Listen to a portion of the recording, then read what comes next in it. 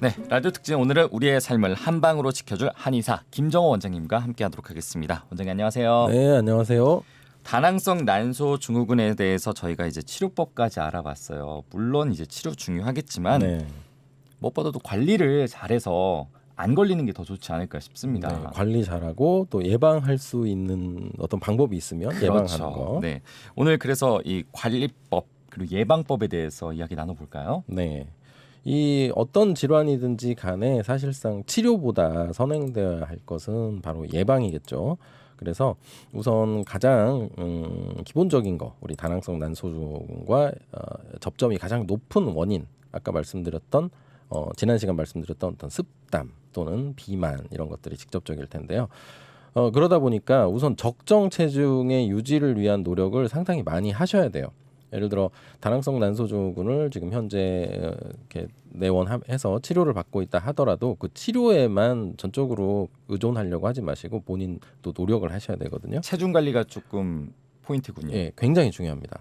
비만인 경우에 어떤 다낭성 난소증후군 환자분들인 경우요. 그래서 식이 조절과 운동이 굉장히 필수적이고요. 사실 우리가 보면 어떤 경우도 이 비만, 특히 고도 비만이 장기간 유지되고 있는 경우에는 우리 몸의 건강을 장담할 수가 없어요. 이 여성들 같으면 다낭성 난소증후군 이외에도 여러 가지 합병증들 말씀드렸지만 남성분들도 이런 비만 상태를 오래 유지하면 심혈관계뿐만 아니라 다른 많은 그런 기능 장애들을 가져올 수 있기 때문에 특히 이 여성의 경우에는 내가 다낭성 난소증후군은 없다. 그리고 뭐 생리도 잘 하고 있고 뭐 크게 문제가 없지만 내가 비만한 상태를 오랫동안 유지하다 보면 점차 이 다낭성 난소증후군으로 발전할 확률도 높기 때문에 이 적정 체중의 유지 반드시 꼭 지키셔야 됩니다. 네, 맞는 말씀입니다. 그렇다면은 예방법으로는 또 다른 방법은 어떤 것들이 있을까요? 우선 그래서 이 방금 그 어떤 비만과 관련된 거 말씀드렸고요. 네. 그러다 보니까 그런데 제가 앞선 시간에 의외로 마른 여성들도 다낭성 난소를 진단받는 경우가 있다. 제가 잠깐 언급해드렸어요. 생각나시죠? 그게 뭐냐면 이런 경우는 지나치게 허약한 몸 상태를 오랫동안 유지하면서 생활하는 경우에 볼 수 있어요. 이런 여성분들 실제로 보면 운동도 거의 하지 않아서 몸은 굉장히 말라 있는데 근육이 또 없고 또 혈액 검사를 해보면 그런 분들이 오히려 혈액 검사를 해보면 이상하게 저는 콜레스테롤 수치가 높다고 나와요. 이렇게 말랐는데 또 저는 중성지방 수치가 이렇게 높다고 나와요. 몸도 말랐고 술도 잘 안 먹고 하는데 저 왜 그럴까요? 이렇게 의아해하는 분들이 종종 찾아오시거든요. 주변에서 혹시 그런 여성 본 적 있으세요? 저는 보지는 못했는데 아무래도 무슨 말인지는 알 것 같아요. 그러니까 네. 속이 살찐 거잖아요. 어떤 여성이냐면 실제로 몸은 비교적 말라 있고 몸매 관리를 한다고는 하는데 이게 우리 몸을 이렇게 만져보면 근육이 거의 느껴지지 않고 이렇게 말랑말랑한 지방층으로 돼 있으면서 항상 몸이 허약하고 또 창백하고 그런 여성분들이 이런 경우가 많아요. 그래서 본인의 건강 검진 결과를 이제 저한테 물어보시러 가지고 오신 거죠. 저는 체질이 왜 이래서 몸도 말랐는데 이렇게 고콜레스테롤 혈증이라고 하고 또 생리도 안 나오고 그러네요. 근데 산부인과 갔더니 이제 다낭성 난소증후군까지 진단 받았어요. 근데 되게 뚱뚱한 그런 여성분들이 비만한 여성분들이 걸린다고 알고 있는데 저는 왜 걸릴까요? 이렇게 의아해서 물어보시는 분도 계시고 충분히 그럴 수 있을 것 네, 같아요. 맞아요. 찾아오시는 분도 있어요. 이게 뭐냐면은 이 오늘날 종종 볼 수 있는 경우인데 실제로 저한테 오시는 그 다낭성 난소증후군 환자분 중에 10명 중에 약 한두 명 정도는 이렇게 마른 여성의 경우도 이 다낭성 난소증후군이 있습니다.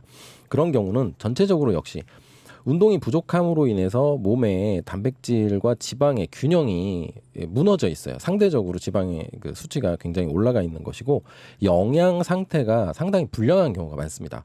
뭐 현대인들은 대부분 영양 섭취를 잘 한다고 생각할 수 있겠지만 너무 바쁘고 또 어떤 체중이 이렇게 늘어나는 것에 많이 신경을 쓰다 보면 이렇게 실제로 몸에 도움이 되는 영양식은 잘 하지를 않고 식사도 굉장히 불규칙하면서 또 살이 쪘다고 조금 찔까 봐서 무서워서 끼니를 막 굶으면서 이렇게 그냥 지낸다든지 또는 어떤 뭐 주전부리라고 하죠. 군것질 같은 걸로 대충 식사 때우면서 이렇게 바쁘게 살아가는 여성분들 중에 이런 경우가 많아서 좀 주의를 하셔야 되는데 그런 경우는 일단 먼저 충분한 영양 섭취하셔야 됩니다. 영양 섭취를 잘해서 몸이 그 기본적인 물질을 공급을 해줘야 되고요.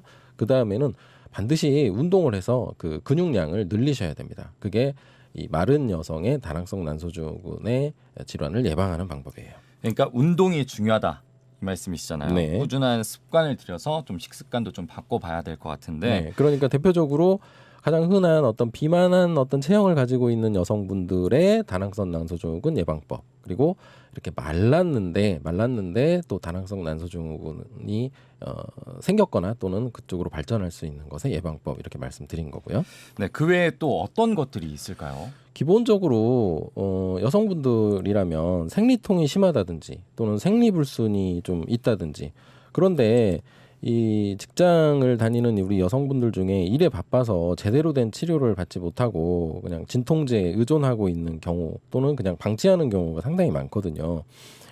기본적으로 여성의 생리라고 하는 것은 이 난소와 자궁의 건강 상태를 대변해주는 바로미터다, 이렇게 꼭 생각하실 필요가 있어요. 즉 생리가 규칙적으로 잘 나오면서 생리통도 비교적 심하지 않으면서 그 주기와 그 양이 비교적 일정하게 잘 유지된다. 그러면 나의 자궁과 난소는 건강할 것이다, 이렇게 추측이 가능한 거예요. 그렇기 때문에 평소 생리의 어떤 주기라든지 또 패턴, 또 생리의 양, 또 생리통 등에 관심을 가지고요. 이상이 생기면 그냥 대증적인 이런 약물들로 넘어가지 마시고 몸 상태를 한번 점검을 받으신다든지 또 진맥을 받으신다든지 해서 좀 내원해 주시면 좋겠고요. 그와 더불어서 여러 가지 잘못된 생활 습관 또는 잘못된 식이 습관이 있다라고 하면 그 역시 같이 좀 교정을 받을 수 있기 때문에 이런 관리를 좀 해줄 필요가 있습니다. 따라서 요약하자면 건강하고 규칙적인 생리는 이 건강한 자궁과 난소를 대변해준다, 이렇게 꼭 기억하시면 좋겠습니다. 네, 알겠습니다. 전주 MBC 의학 프로그램 라디오 특진, 이렇게 다낭성 난소 증후군에 대해서 알아봤습니다. 네. 다시 보고 싶으신 분들은 언제든지 너튜브 검색창에 라디오 특진 또는 김정호 한의사를 검색하시면 다시 보기가 가능합니다. 네, 지금까지 서울여성한의원 한의학 박사 김정호 원장님과 함께했습니다. 오늘 말씀 고맙습니다. 감사합니다.